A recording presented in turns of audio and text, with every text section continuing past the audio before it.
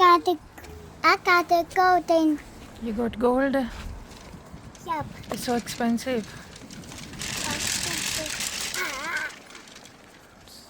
बहुत हवा चल so windy. There's a Hawa. What can you Hawa? Hey, we do it Hawa. हवा, yes, हवा. Goodbye, rain. Goodbye wind. And again. अपनी doll दिखा. Okay.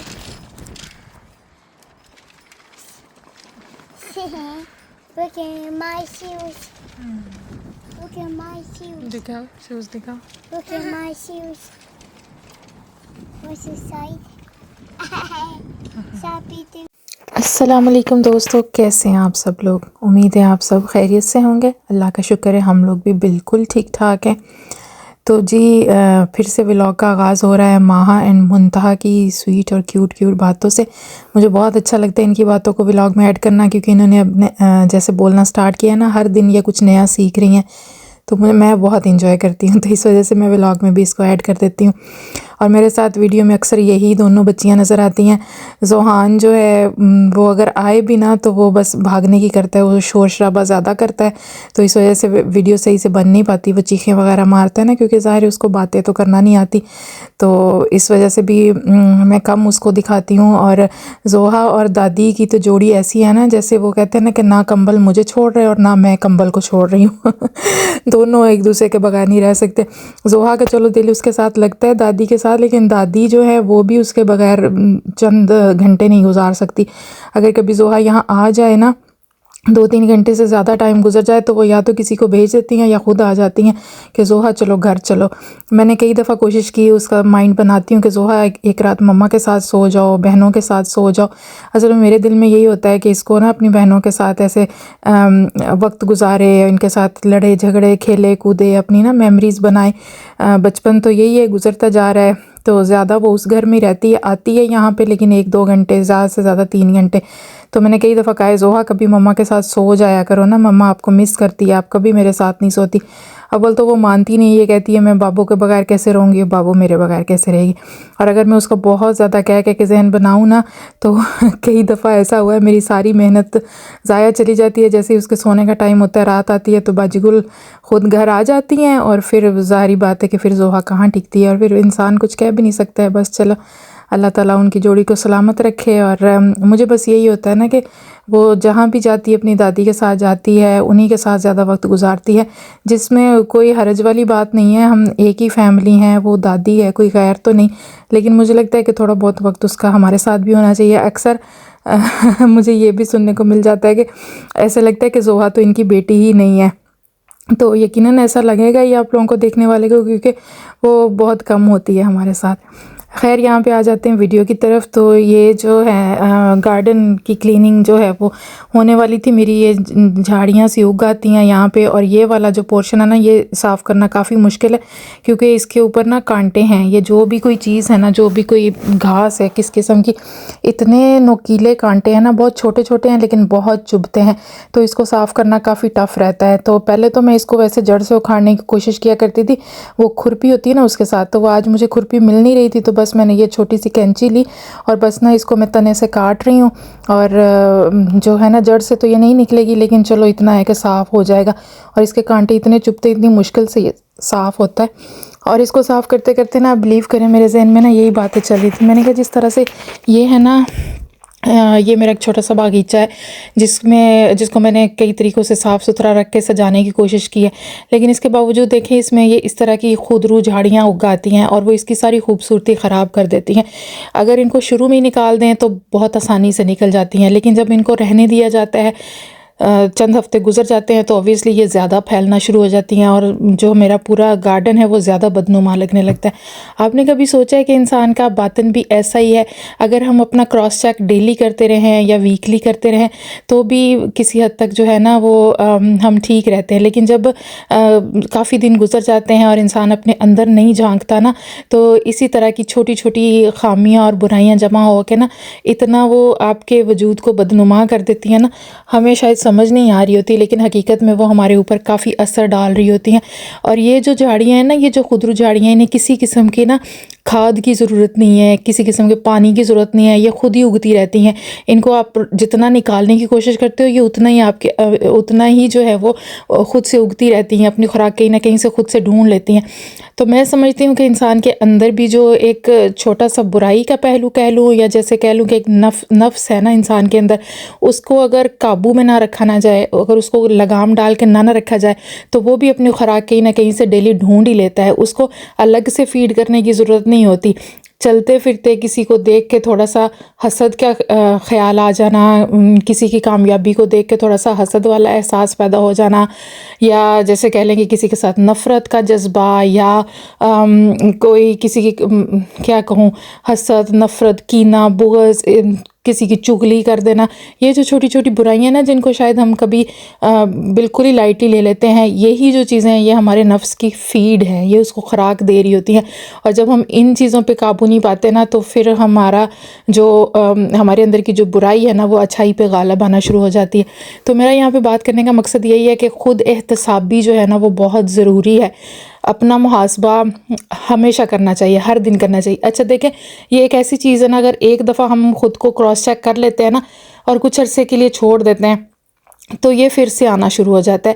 یہ انسان کی جتنی زندگی ہے نا، جب تک سانسیں چل رہی ہیں نا، تو یہ اچھائی اور برائی کی جنگ چلتی رہے گی. یہ جو ڈارک اینڈ وائٹ کے درمیان کا جو یہ ایک جنگ ہے نا، یہ ہمیشہ چلتی رہتی ہے. اس کے لیے آپ کو ہر وقت جو ہے نا وہ ہوشیار رہنا پڑتا ہے خود کو اس طرح کی چیزوں سے بچانے کے لیے. اب جیسے یہ گارڈن ہے نا، اس کو میں نے آج اچھے سے صاف کر دیا نا، ہفتہ نہیں گزرے گا میں آپ کو دکھا دوں گی پھر سے ویسے ہی اس میں جھاڑیاں اگنی شروع ہو جائیں گی، اور ان کو پھر سے نکالنا پڑے گا. تو انسان کا بھی تقریباً معاملہ اسی طرح کا ہے. آپ نے نوٹس کیا ہوگا، جب ہم کسی دینی محفل سے ہو کے آتے ہیں، کچھ واعظ نصیحت سن کے آتے ہیں، تو تب چند دن جو ہے نا ہمارے بڑے وہ دینداری کی طرف ہمارا ذہن لگا ہوتا ہے. ہم نماز بھی پراپر پڑھنے کی کوشش کرتے ہیں، باقی کاموں میں جیسے چغلی، غیبت، ان چیزوں سے بچنے کی کوشش کرتے ہیں. لیکن تھوڑے سے دن گزرتے ہیں اور دن گزرتے ہیں، پھر سے دنیا داری ہم پہ غالب آنے لگتی ہے. اور گھر کا کوئی اور حصہ، ایک اور مثال سے میں آپ کو سمجھانے کی کوشش کرتی ہوں. ایک حصہ اگر آپ چند دن اس پہ نظر نہ رکھیں، تو آپ دیکھیں گے وہاں جالے لگنا شروع ہو جائیں گے، وہاں پہ عجیب گرد اور مٹی جم جائے گی. صرف 2 یا 3 دن اگر اس کو چھوڑ دیا جائے نا، تو یہی حال انسان کے اندر کا بھی ہے. تو بس میری بات کرنے کا مقصد یہی تھا کہ ہم چاہے کتنے بھی اچھے کیوں نہ ہونا، اپنے آپ کو مطلب میں نہیں کہتی، آپ یقیناً مجھے دیکھنے والے سب لوگ بہت اچھے ہیں اور بہت نیک ہیں، اللہ تعالیٰ آپ کو ہمیشہ ایسا ہی رکھے. لیکن پھر بھی اپنا محاسبہ، اپنی خود احتسابی جو ہے وہ کرتے رہنا چاہیے، تاکہ ہمارا وجود جو ہے وہ اور بھی زیادہ خوبصورت ہو، ہمارا باطن جو ہے وہ اور بھی زیادہ حسین ہو. جیسے آج میں نے تھوڑی سی محنت کر کے اپنے گارڈن میں سے یہ خودرو جھاڑیاں نکال دی ہیں نا، تو آپ فائنل رزلٹ دیکھیں گے کہ میرا گارڈن کتنا صاف ستھرا اور کتنا خوبصورت لگنے لگ گیا. اور آنکھوں کو دیکھ کے اتنی تراوٹ، اتنی تازگی اور اتنی شگفتگی مل رہی ہے نا کہ بس میں بیان نہیں کر سکتی، آپ اینڈ پہ دیکھیں گے ہی. تو جو چیزیں ہم جن کو معمولی سمجھ رہے ہیں نا، شاید وہ معمولی نہیں ہے. اگر وہ معمولی ہوتی تو اللہ تعالیٰ ہمیں ان سے اتنا بچنے کا حکم نہ دیتا. جیسے نبی صلی اللہ علیہ وسلم کا ارشاد ہے کہ حسد جو ہے وہ نیکیوں کو ایسے کھا جاتا ہے جیسے آگ سوکھی لکڑی کو کھا جاتی ہے. اور غیبت، جس کو چلتے پھرتے ہم کر رہے ہوتے، چلتے پھرتے جتنا مرضی بھی رکنے کی کوشش کرے، کسی نہ کسی کے بارے میں ہم کوئی بات کر ہی رہے ہوتے ہیں. غیبت کے بارے میں آپ سب کو ہی پتہ ہوگا کہ کیا فرمان ہے، کہ غیبت کرنے والا ایسے ہی ہے کہ وہ اپنے مردہ بھائی کا گوشت کھا رہا ہے. اب دیکھیں کتنا زیادہ واضح احکامات ہیں، اور میں خود ان میں شامل ہوں. میں کہتی ہوں، میں سب تو پہلے تو میں خود کو پوائنٹ آؤٹ کرتی ہوں کہ میں ان برائیوں میں ملوث ہو جاتی ہوں. بس شیطان ہمیشہ غالب آتا ہے. اللہ تعالیٰ سے ہر وقت شیطان مردود کے شر سے پناہ مانگنی چاہیے. اللہ تعالیٰ ہمیں اپنی رحمت کے سائے میں رکھے، اور اللہ ہم پہ اپنا فضل بنائے رکھے. ہمیں ان لوگوں میں شامل کرے جن سے وہ راضی ہے، اور ہمیں ان لوگوں میں شامل نہ کرے جس پہ اس کا غیظ و غضب نازل ہوا ہے. اللہ تعالیٰ ہمیں دین کے رستے پہ چلائے. اچھا دیکھیں، یہاں پہ نا میں آپ کو دکھا رہی ہوں، یہ بالوں کی کٹنگ جو ہے نا، یہ میری ماہا شہزادی نے کی ہے.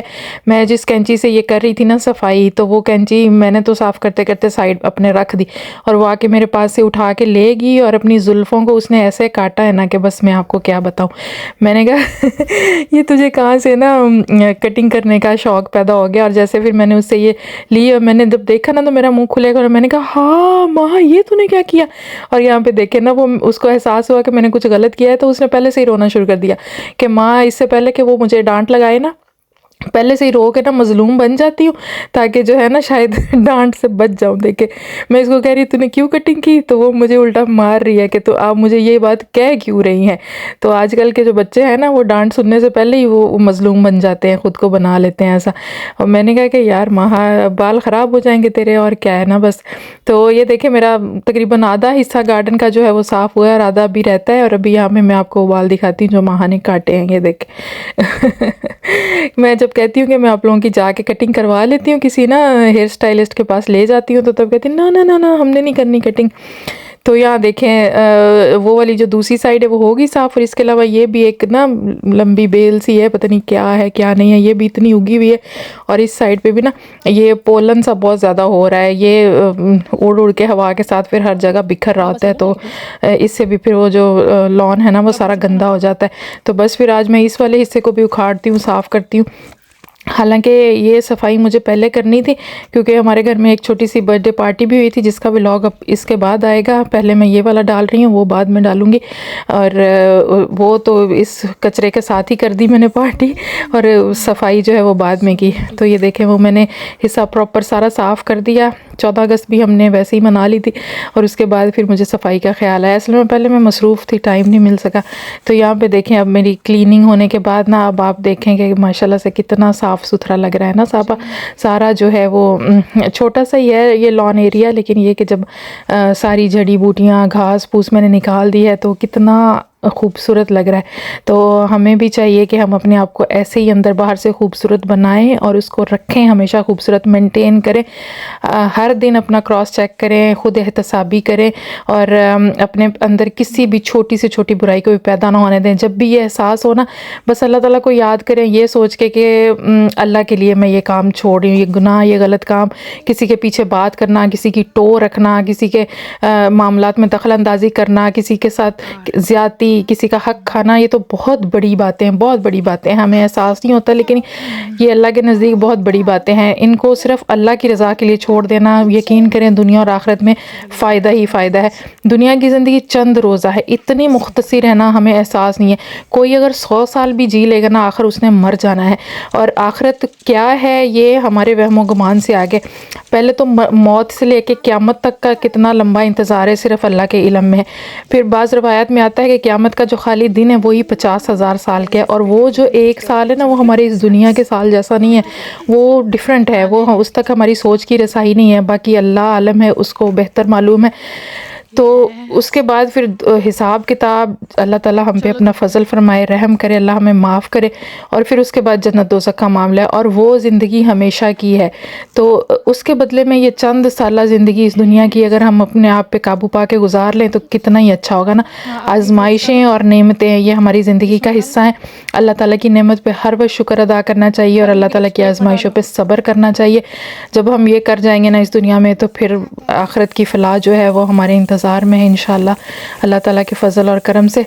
اگر آپ کے پاس دیکھنے کے لیے 2 آنکھیں ہیں, 2 کانوں سے آپ سن پا رہے ہیں, اپنے قدموں پہ چل پا رہے ہیں, اپنے ہاتھوں سے اپنے روزمرہ زندگی کے کام کر پا رہے ہیں, آپ کا ذہن صحیح کام کر رہا ہے اور وہ آپ کو ہر چیز سمجھا رہا ہے, دکھا رہا ہے, بتا رہا ہے, آپ ہر صبح ایک نئی تازگی اور نئی انرجی کے ساتھ جاگ رہے ہیں, آپ کے سر پہ چھت ہے چاہے وہ کچی ہے یا پکی ہے, آپ کو کھانے کو 2 وقت کی روٹی مل رہی ہے, اللہ تعالیٰ نے آپ کو اولاد کی نعمت دی ہے, اور آپ کے رشتہ دار ہیں آپ کا حال چال پوچھنے کے لیے, اللہ تعالیٰ نے آپ کو روزگار فراہم کیا ہے.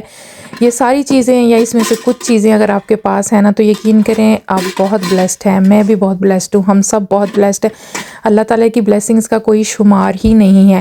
ہمیں لگتا ہے کہ شاید دوسرے کی زندگی مجھ سے بہتر ہے, میرے ساتھ یہ کیوں ہے, میرے پاس یہ کیوں نہیں ہے. جب ہم یہ سوچتے ہیں نا کہ میرے پاس یہ کیوں نہیں ہے, اسی لمحے ہمیں یہ بھی سوچنا چاہیے کہ میرے پاس اور کیا کیا ہے. یعنی اگر کوئی انسان دیکھیں امیری اور غریبی یہ تو اللہ تعالیٰ کی بنائی ہوئی 2 چیزیں ہیں نا. اللہ نے کسی کو رزق زیادہ دیا, کسی کو کم. اللہ خود فرماتا ہے کہ ہم انسانوں کو آزمائیں گے, کسی کو مال کی زیادتی سے, کسی کو مال کی کمی سے, کسی کو اولاد دیں گے, کسی کو نہیں دیں گے. یہ اللہ تعالیٰ کے علم میں ہے کہ اس نے ہر انسان کے حصے میں کیا رکھا ہے. تو ہمیں جو چیز ہمارے پاس میسر ہے اس کا اتنا شکر ادا کرنا چاہیے نا کہ جو چیز نہیں ہے اس کی طرف ہمارا ذہن ہی نہ جائے نا. اگر اللہ نے کچھ نہیں دیا ہے تو اللہ تعالیٰ نے بہت کچھ دیا بھی تو ہے نا. تو الحمدللہ اللہ کا کروڑوں لاکھوں اربوں بار شکر ہے. میری لائف تو بہت پریویلیجڈ ہے. مجھے الحمدللہ اللہ تعالیٰ نے بہت ہی خوبصورت گھر دیا ہے, فیملی ہے, بچے ہیں, پیار کرنے والا, خیال کرنے والا شوہر ہے, میرے سسرال بھی بہت اچھا ہے. بہت ساری عورتیں ایسی ہوں گی جن کے پاس یہ کچھ نہیں ہے, اس سے بہت کم ہے ان کے پاس, لیکن میں پھر بھی یہی سجیسٹ کروں گی کہ آپ اللہ تعالیٰ کی ہر اس نعمت پہ پھر بھی شکر ادا کریں, اگر آپ کے پاس اس سے کم ہے یا اس سے زیادہ ہے, کیونکہ اللہ تعالیٰ کسی کے ساتھ زیادتی نہیں کرتا. اگر اس نے دنیا میں کسی کو کسی چیز سے محروم رکھا ہے نا تو وہ اس کا بدلہ آخرت میں ضرور دے گا, لیکن شرط صرف یہ ہے کہ ہمیں اللہ کا شکر ادا کرنا ہے. اچھا, شکر اور صبر کا تھوڑا سا مطلب ہمیں یہاں پہ سمجھنا ہوگا. صبر یہ بھی نہیں ہے کہ آپ کے ساتھ جتنی بھی زیادتی ہوتی جائے آپ بس اس پہ کچھ بولے ہی نہیں. اپنا جائز اور جو جائز حق ہے وہ لینا چاہیے, اس کے لیے آواز اٹھانی چاہیے, اس پہ خاموش نہیں رہنا ہے. دیکھیں نبی صلی اللہ علیہ وآلہ وسلم کی زندگی ہمارے لیے اسوہ حسنہ ہے. آپ صلی اللہ علیہ وآلہ وسلم کو اللہ تعالیٰ نے جب دین کی تبلیغ کا حکم دیا تھا نا تو آپ کے اپنے رشتہ دار ہی آپ کے خلاف ہو گئے. آپ کے چچا اور آپ عرب کے وہ لوگ جو آپ کو صادق امین کہا کرتے تھے, آپ کی ہر بات پہ آنکھیں بند کر کے یقین کیا کرتے تھے, انہوں نے آپ کو جھٹلانا شروع کر دیا. آپ صلی اللہ علیہ وسلم نے بہت تکلیفیں جھیلیں, اپنوں کی ناراضگی جھیلی, کیا کیا کچھ نہیں کہا گیا آپ کو. ایون طائف کا واقعہ ہم میں سے کس کو نہیں معلوم, جب آپ طائف گئے تبلیغ کے لیے تو وہاں کے سرداروں نے اوباش لڑکوں کو آپ کے پیچھے لگا دیا, اور آپ صلی اللہ علیہ وآلہ وسلم کا اتنا خون بہا جیسے انہوں نے پتھر مارے کہ آپ کے جوتے مبارک جو ہیں, آپ کے پاؤں مبارک جو ہے وہ خون سے بھر گئے. لیکن اس وقت آپ صلی اللہ علیہ وسلم نے صبر کیا. اللہ تعالیٰ کی کیا اللہ تعالیٰ اس وقت یہ ہونے سے روک نہیں سکتے تھے؟ کیوں نہیں روک سکتے تھے؟ لیکن یہ بھی اللہ تعالیٰ کی طرف سے اپنے پیارے حبیب کے اوپر ایک آزمائش ہی تھی نا, اور آپ صلی اللہ علیہ وسلم اس آزمائش میں بالکل پورے اترے. اور جب اللہ تعالیٰ نے حضرت جبرائیل علیہ السلام کو بھیجا کہ اللہ کے رسول, اللہ فرماتے ہیں کہ اگر آپ کہیں تو میں ان دو پہاڑوں کے بیچ میں اس قوم کو غرق کر دوں, تو آپ صلی اللہ علیہ وسلم نے تب بھی فرمایا کہ نہیں, ان کے بعد آنے والی نسلیں یقیناً ایسی ہوں گی جو اللہ پہ ایمان لے آئیں گی. آپ صلی اللہ علیہ وسلم نے صبر کا دامن ہاتھ سے نہیں چھوڑا, اور اس کے بعد آپ کو کتنا بڑا انعام ملا. آپ نے کبھی سوچا ہے کہ اسی واقعے کے فوراً بعد جو ہے وہ معراج کا واقعہ پیش آیا تھا, اور اکثر اسکالرز کہتے ہیں کہ یہ اللہ تعالیٰ کا اپنے حبیب کے اوپر ایک انعام تھا جب اللہ تعالیٰ نے یہ دیکھا. حالانکہ اللہ کے علم میں تو شروع سے سب کچھ تھا, لیکن پھر بھی جب آپ صلی اللہ علیہ وسلم کے ساتھ طائف والا واقعہ پیش ہوا اور آپ انتہائی غمگین تھے, تو اللہ تعالیٰ نے آپ کو معراج کروائی, اللہ تعالیٰ نے آپ کو اپنے پاس بلایا, اللہ تعالیٰ نے آپ کی میزبانی کی. تو آپ سوچیں کہ آزمائشوں پہ صبر کا صلہ اللہ تعالیٰ کے نزدیک کیا ہے. اور پھر جب اللہ تعالیٰ کے حکم سے آپ ہجرت کر گئے, اپنا شہر, اپنا ملک, جس جگہ آپ پیدا ہوئے, جہاں آپ نے بچپن گزارا, جوانی گزاری, جہاں آپ کے رشتہ دار تھے, جہاں اللہ کا گھر تھا, جب آپ اللہ کے حکم سے وہ جگہ چھوڑ گئے, مدینہ شریف میں تشریف لے گئے, اور پھر اس کے بعد جب اللہ تعالیٰ نے حکم دیا کہ اب آپ جنگ کریں, تو تب آپ نے صبر, جتنی دیر تک صبر کرنا تھا صبر کیا, اور پھر جب ظلم حد سے بڑھ گیا تو پھر آپ نے مقابلہ کیا. تو میرا تو یہی خیال ہے کہ ظلم کو سہتے رہنا بھی ظالم کی کیا کہوں کہ اس کا ساتھ دینے کے برابر ہے. آپ ظالم کی سرپرستی ہی کر رہے ہیں اگر آپ ظلم کو سہتے جا رہے ہیں. تو اگر آپ کے ساتھ زیادتی ہو رہی ہے اور آپ کا جائز حق کھایا جا رہا ہے تو اس پہ خاموش نہ رہیں, اس پہ ضرور آواز اٹھائیں. اللہ کے دین کے حدود کے اندر رہتے ہوئے خود کسی کے ساتھ زیادتی نہ کریں, لیکن اپنے ساتھ بھی زیادتی نہ ہونے دیں. تو میرا ارادہ بالکل بھی کوئی واعظ نصیحت کرنے کا سچ تھا نہیں, لیکن باتوں سے بات نکلتی گئی اور جو بات میرے ذہن میں آتی گئی میں بولتی گئی. یہ میرے جو بھی وائس اوور ہوتا ہے یہ کچھ بھی اسکرپٹڈ نہیں ہوتا, بس وقتی طور پہ جو میرے ذہن میں آتا ہے میں کہہ دیتی ہوں. تو شام ہو چلی تھی یہاں پہ, بس مغرب ہونے میں تھوڑا ہی وقت تھا. کلیننگ وغیرہ کرنے کے بعد آپ نے دیکھا میں نے کچن بھی صاف کیا, اور اس کے بعد بس موسم کافی اچھا تھا تو ہم یہاں پہ تھوڑا باہر واک شاک کر رہے ہیں, چل پھر رہے ہیں. ابھی بچیوں کو لے کے اندر ہی چل رہی تھی. دیکھیں آپ یہاں پہ کتنی خوبصورت ہوا چل رہی ہے. ٹائم ہے وہاں منتہا, سلیپی ٹائم. لائلہ پڑھو, شاباش لائلہ پڑھ, منتہا لائلہ.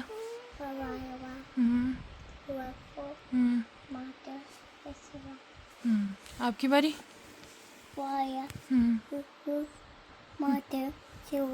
سبحان اللہ, الحمدللہ, اللہ اکبر. منتہا یو. سبحان اللہ, الحمدللہ, اللہ اکبر. چلو آئیز بند. شب بخیر. Good night.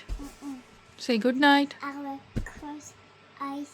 You close eyes. Maha, you close eyes. Good night. I will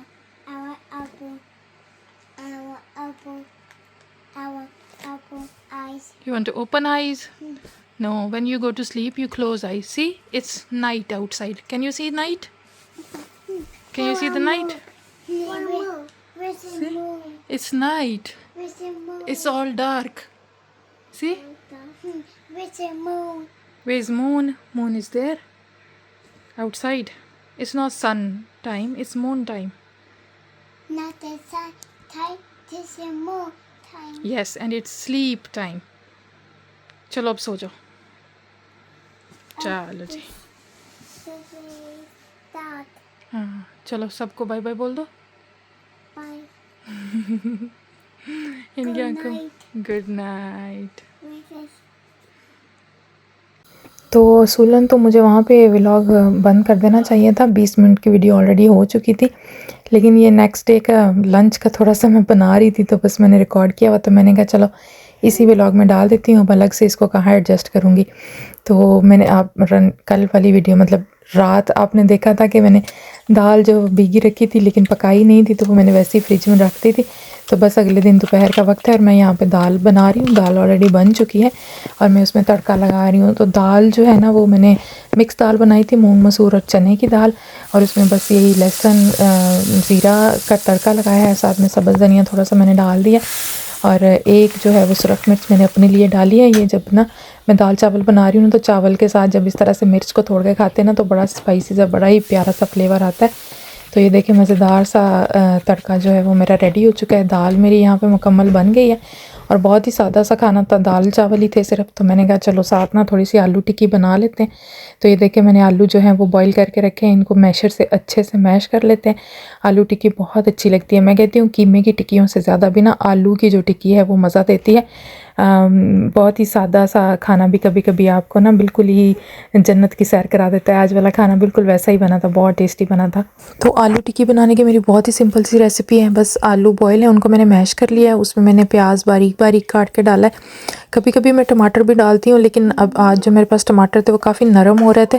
اگر تھوڑے سخت ٹماٹر ہونا تھا ان کا بیج والا حصہ نکال کے تو میں ڈال دیتی ہوں باریک کاٹ کے. اس میں میں نے سوکھا دھنیا اور سوکھا جو زیرہ پاؤڈر ہے وہ ڈالا ہے، اور سبز مرچ کو میں نے نا نمک ڈال کے کوٹ کے رکھ لیا تھا. تو نمک ایکسٹرا الگ سے نہیں ڈالا، مرچ کے اندر ہی ڈالا ہوا تھا. اور یہ مرچ کافی اسپائسی ہے تو جتنی کوٹی ہوئی تھی ساری نہیں ڈالی، میں نے تھوڑی ڈالی کیونکہ یہ آلو کا مکسچر کافی کم ہے. اور اینڈ پہ بس سبز دھنیا ڈال کے اس کو اچھے سے ہاتھوں سے مکس کر لینا ہے. اچھا اس طرح کا جو مکسچر ہوتا ہے نا اس کی مکسنگ صحیح سے ہاتھوں سے ہی ہوتی ہے، چمچ سے جتنا بھی کر لینا ہاتھ جو ہے وہ آپ کو لگانے ہی پڑتے ہیں. اینڈ ایم سوری جب میں وائس اوور کر رہی ہوں نا تو یہ ماہا منتا سوئی ہوئی ہے میرے ساتھ، لیکن تھوڑا چوں چوں کر رہی ہیں تو آپ کو ان کی آواز سے تھوڑی ڈسٹربنس ہو سکتی ہے. تو یہاں پہ دیکھیں جو ٹکیاں ہیں وہ میں بنا رہی ہوں، اور اتنے سے مکسچر سے تقریباً 12-14 کے قریب ٹکیاں بن گئی تھیں. تو بس زبردستی ہماری آلو ٹکی تیار ہوگی. انڈا لگا کے میں اس کو ہمیشہ فرائی کرتی ہوں. بیسن کی کوٹنگ سے بھی کیا جا سکتا ہے لیکن مجھے انڈے والی کوٹنگ زیادہ پسند آتی ہے. اور بس انڈا یہاں پہ ہم پھینٹ لیتے ہیں، اور دوسری طرف میں نے پین چڑھا دیا ہے چولہے پہ، اور بس جو ہے وہ اب ٹکیوں کو کر لیتے ہیں فرائی.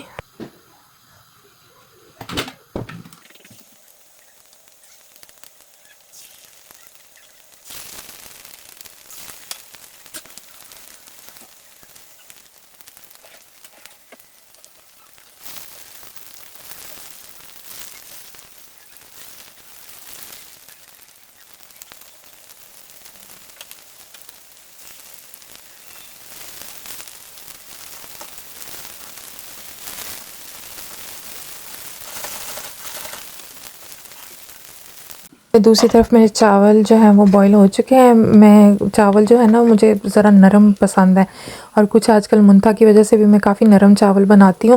تو یہ کھلا کھلا الگ الگ دانہ تو نہیں ہے، مجھے تھوڑے اس طرح سے چپکے چپکے سے چاول اچھے لگتے ہیں، اسٹکی رائس ٹائپ کے نا. تو یہاں دیکھیں یہ میں نے نا ایک چھوٹے سے بول میں ایڈجسٹ کر لیا ہے. اس کو ایسے پلیٹنگ جب کرتے ہیں نا تو بہت اچھا سا ڈیزائن نکل کے آتا ہے. تو یہاں پہ میری ٹکیاں بھی فرائی ہو گئی ہیں، بس ان کو بھی میں نے نکال لیا پلیٹ میں. کتنی ٹیمپٹنگ لگ رہی ہے نا، آپ کا دل کیا اس کو دیکھ کے کھانے کو. تو یہ دیکھیں یہاں پہ اب ہم اپنی پلیٹ لگا لیتے ہیں. تو ویسے اپنے لیے انسان کو اس طرح کی تھوڑی تھوڑی ایفرٹ کبھی کبھی کر لینی چاہیے، اچھے سے خود کو سجا کے کھانا پیش کریں تو اچھا لگتا ہے، کھانے کا ذائقہ بڑھ جاتا ہے. تو دال جو ہے وہ میں الگ سے بول میں ڈال لیتی ہوں کیونکہ دال کافی پتلی ہے. ایک تو میری بچیاں جو ہے پتلا پسند کرتی ہیں، جیسے سوپ یا شوربہ وغیرہ نا، جو بھی مطلب شوربہ ہو دال ہو ان کو پتلی اچھی لگتی ہے، وہ اس کو سوپ کہتی ہیں. دوسرا چاول کے ساتھ کھانی تھی تو اس وجہ سے بھی تھوڑی پتلی رکھی ہے، تو وہ اس لیے میں نے پلیٹ میں نہیں ڈالی، الگ سے بول میں نکال لی ہے. اور یہاں پہ میں نے ٹکیاں سرو کر دی ہیں اور ساتھ میں یہ مینگو ہے کٹا ہوا. تو میں نے کہا کہ جب آم کا سیزن ہو اور اس طرح دوپہر کے کھانے میں آپ نے ساتھ کاٹ کے آم نہیں رکھا تو کیا رکھا. تو دیکھیں ماشاءاللہ کتنی پیاری ہماری یہ جو پلیٹ ہے دوپہر کے کھانے کی لگ کے تیار ہوئی ہے. تو آئی واز تھنکنگ کہ وٹ ایلس اے دیسی سول کوڈ ایکسپیکٹ. ایک میرے جیسی دیسی بندی جو ہے وہ اس کھانے کے علاوہ اور کیا سوچ سکتی ہے. ماشاءاللہ بہت ہی اچھا زبردست ٹیسٹی کھانا تیار ہوا تھا. اور یہ صرف لفاظی نہیں ہے، میرا کھانا جیسا بنتا ہے نا میں آپ کو آنیسٹ ریویو دے دیتی ہوں. آپ لوگ چکھ نہیں سکتے لیکن آپ میرے الفاظ پہ یقین کریں، یہ بہت مزیدار تھا. میں نے اتنا ماشاءاللہ انجوائے کر کے اس کو کھایا نا. آپ بھی ضرور ٹرائی کریں، بہت ہی سادہ سی ریسیپی ہے. آپ لوگوں نے بلکہ بناتے ہوں گے، ہمیشہ بناتے ہیں، یہ والا کمبینیشن بنا کے دیکھیں، آپ کو یقیناً بہت مزہ آئے گا. تو بس جی یہی تھی میری آج کی ویڈیو، میری ان گنت اور نان سٹاپ باتوں کے ساتھ. آئی ہوپ آپ کو پسند آئی ہوگی، کوئی بات آپ کو اچھی لگی ہے تو کامنٹ میں آ کے میرے ساتھ ضرور شیئر کیجیے گا. انشاءاللہ نیکسٹ ویڈیو میں آپ سے ملنے آؤں گی. اس وقت تک کے لیے ٹیک کیئر اینڈ اللہ حافظ.